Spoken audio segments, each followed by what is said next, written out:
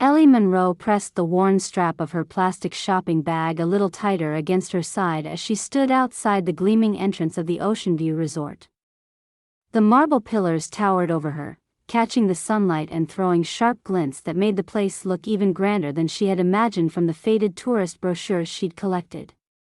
A smoky burst of gardenia and sea breeze drifted out from the open doors, making her eyes widen. She tugged her thin cardigan closer around her shoulders, acutely aware of the flip-flops on her feet, the ones she'd bought last summer from a discount store and had worn so often they had softened just right. Inside the lobby, the polished floor reflected the light, and crystal chandeliers sparkled overhead. Elegant guests strolled by in silk and lace, some carrying leather handbags that Ellie could only dream of owning. She tried to steady her breath and focus on the front desk's gleaming counter, where a neatly dressed attendant looked up just as Ellie approached. The name tag read Damien. Ellie cleared her throat and smiled hesitantly. "Hi. I have a reservation for a beachside bungalow." "Ellie Monroe," she said, voice small but hopeful. Damien glanced down at her plastic bag and then at her feet. A faint smirk curled on his lips. "Excuse me," he said slowly, eyes narrowing. "You realize this is a luxury resort, right? Not a place for flip-flops and plastic bags." His tone was sharp, loud enough that nearby guests turned to see.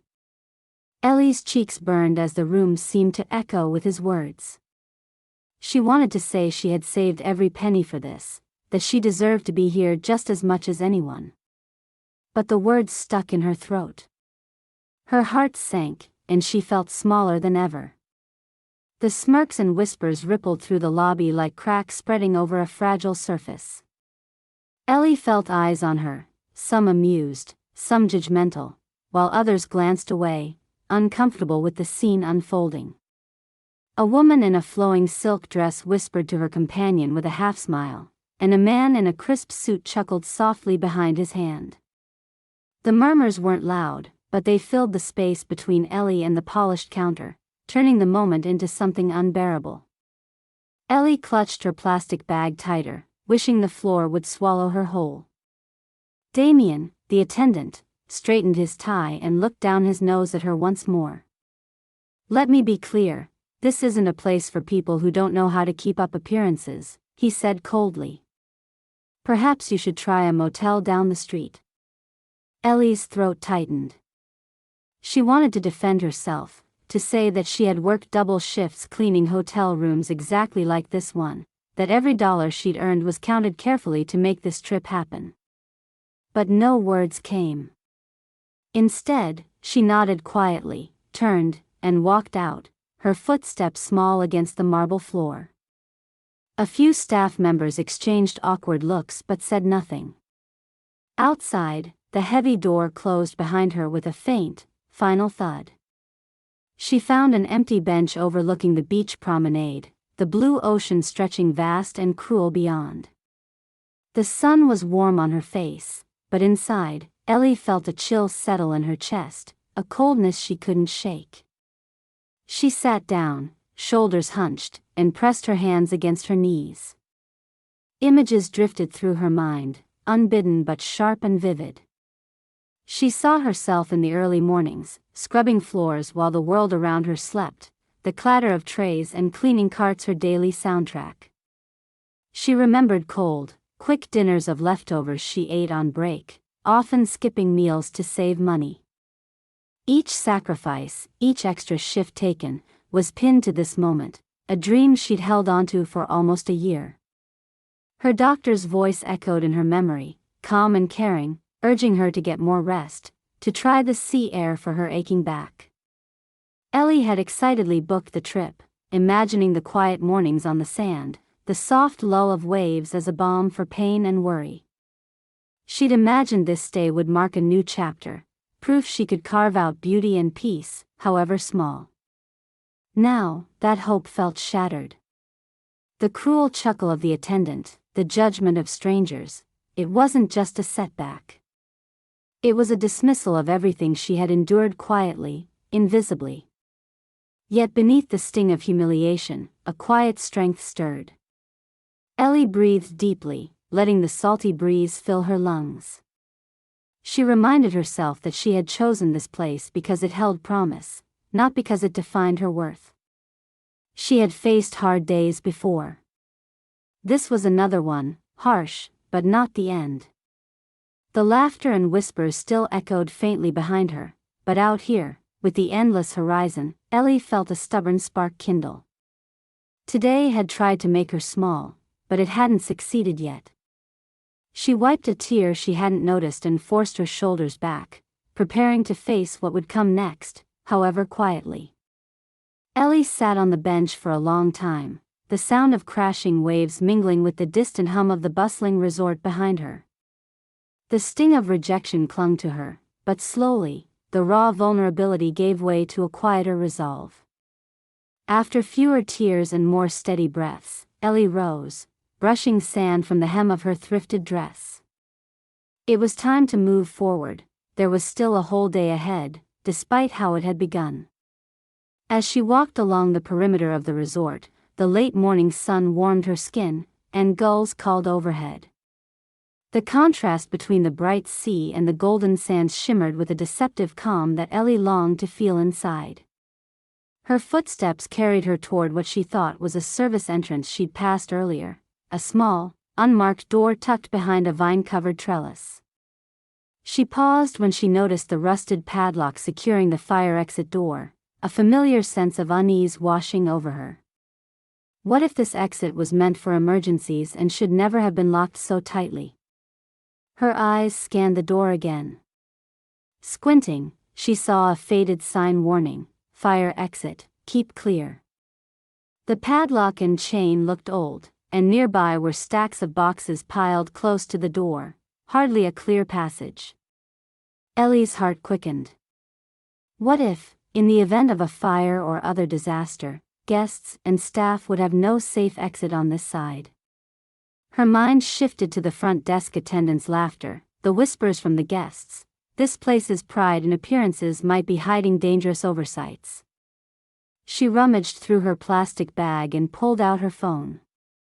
With careful fingers, she took a clear photo of the locked door and the piled-up boxes obstructing it. Then, in the quiet shade of a nearby palm tree, she drafted a short, factual email to the local fire safety department, describing the violation as best she could. Her fingers hesitated above the send button. She imagined the impact this message might have. Would anyone listen, or would it disappear like whispers in the ocean breeze? Then, deciding she had to try, she clicked send. As she stepped away, Ellie's attention snagged on a faint, irritated voice coming from a nearby service corridor. She paused. Around the corner, two employees were talking quietly but with sharp tones. "It's a mess back there," one said. "We're not even certified for the pool chemicals we're using, and Mr. Warren doesn't care as long as the pool looks perfect." The other sniffed. "Yeah, but if we say anything, we're out. No one here cares about safety, just the image." Ellie's stomach tightened. Pool chemicals handled improperly? That wasn't just a minor slip, it could be hazardous for guests, staff, and the environment. She moved closer, careful not to be seen, and recorded a snippet of the conversation on her phone. The words were clear enough to understand, and though the employees tried to lower their voices, their frustration exposed the resort's troubling disregard for protocols.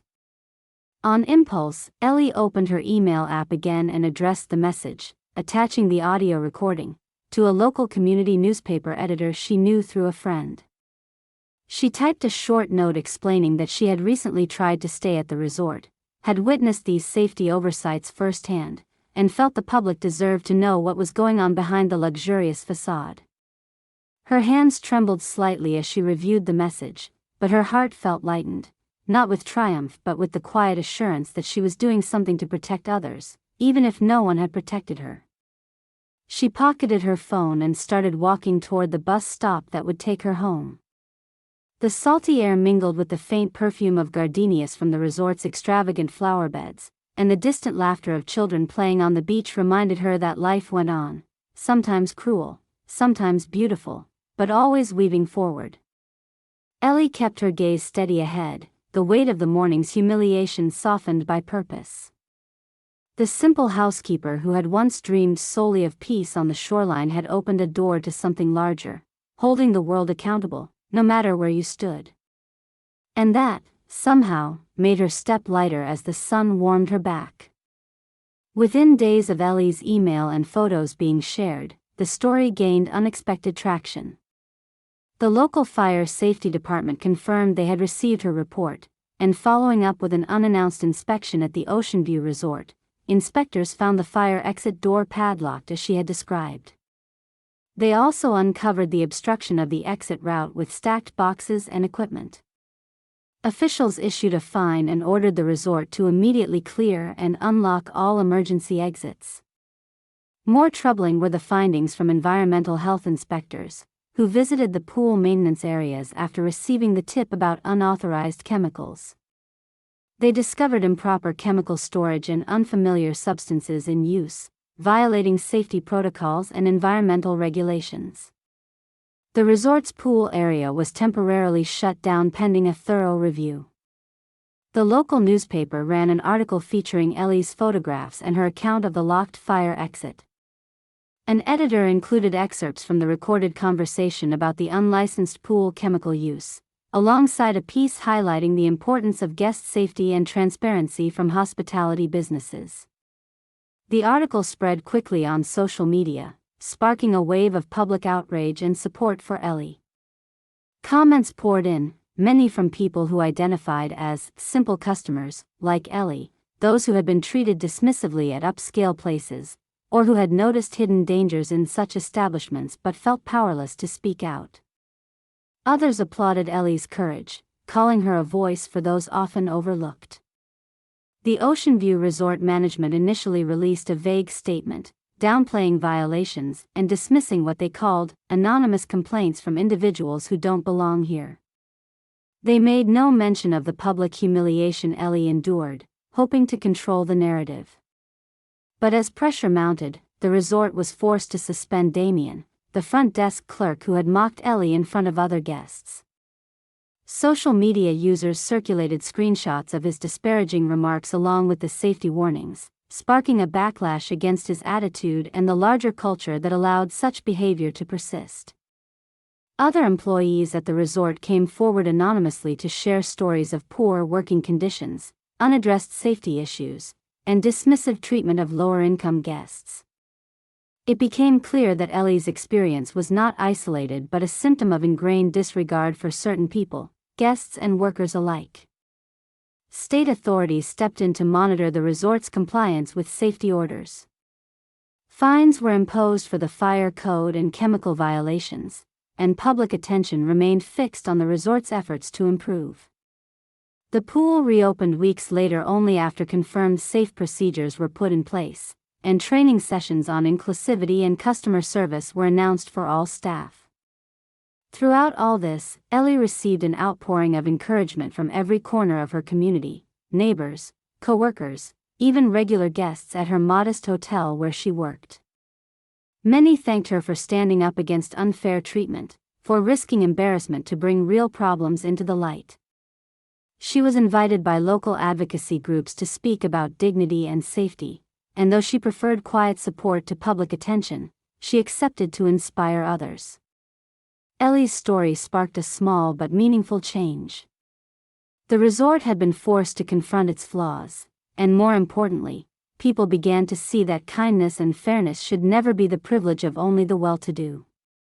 For Ellie, the humiliation became a catalyst, turning a private wound into a public call for respect and accountability. The murmur of transformation echoed beyond the resort's polished walls, a reminder that courage, even from someone who seemed simple and unremarked, could shift the tides toward justice. For a housekeeper who had only wanted a peaceful retreat on the shore, the struggle became a triumph that lifted many voices and hearts. Several weeks had passed since the storm around the Ocean View Resort had settled into quiet reform. Ellie Monroe returned to her regular routine at the modest hotel where she worked as a housekeeper. Her uniform was no different from before, simple and practical, but there was a subtle change in how she carried herself. She walked with a steadier step, her head held a fraction higher, a quiet confidence glowing beneath her soft smile. Morning light poured through the modest curtains of her small apartment as she brewed a cup of tea, the warm aroma filling the kitchen. She rested the steaming mug between her hands, savoring the familiar comfort after a long day's work. Her phone buzzed gently on the counter, a message notification lighting the screen. It was from the state fire marshal's office, a handwritten thank you note scanned and sent as a photo. The note praised Ellie's vigilance and courage, expressing appreciation for her role in safeguarding public safety and raising awareness about crucial issues. This small recognition warmed Ellie's heart in a way that neither money nor status could. To be seen and valued for standing up, to be acknowledged for making a difference, felt quietly revolutionary. A few days later, invitations arrived from community centers and local advocacy groups asking Ellie to speak at upcoming forums about dignity, fairness, and citizen vigilance. She was hesitant, unsure if she wanted to step into the spotlight, but the thought that her story might inspire others nudged her forward. She accepted the invitations with a modest thank you, determined to share her experience without losing the authenticity that had carried her this far. Meanwhile, the Ocean View Resort sent a formal apology letter addressed to Ellie. The management expressed regret for the incident at the front desk and the safety issues that had been uncovered. The letter promised new staff training on customer respect and safety compliance. Ellie read it carefully. She didn't feel anger or bitterness, only a quiet gratitude for the acknowledgement. She responded politely, neither dismissing nor overemphasizing the gesture, choosing instead to move on with grace. One afternoon, on her way home from work, Ellie passed by the Ocean View Resort. A freshly painted sign hung prominently near the entrance, announcing new safety practices in effect and commitment to inclusive hospitality. The sight was almost surreal. What had once felt like a fortress of exclusion now wore a banner of change. Ellie paused for a moment, feeling a mixture of relief and vindication settle within her. Back in her apartment, Ellie sat comfortably amid the cozy hum of her small but well-loved space, chatting and laughing with co-workers who had gathered for a casual evening. Her simple clothes and flip-flops showed no signs of change, but her presence lightened the room. The resilience born from her recent journey had infused her with a calm strength others noticed and admired. In this quiet circle of friendship and laughter, Ellie's smile deepened. She didn't hold a grand title or own expensive things, but she knew something few ever understand: courage doesn't demand status or wealth. It blooms in the choices one makes against odds, in the voice raised when silence feels safer. The beachfront stay she had dreamed of was still a cherished goal, but now she understood that the worth found in herself, in standing for fairness and safety, was a prize no luxury could match. And with that thought, Ellie lifted her cup in a small, contented toast, to the journey she had taken, the dignity reclaimed, and the quiet power that lives in simply being brave.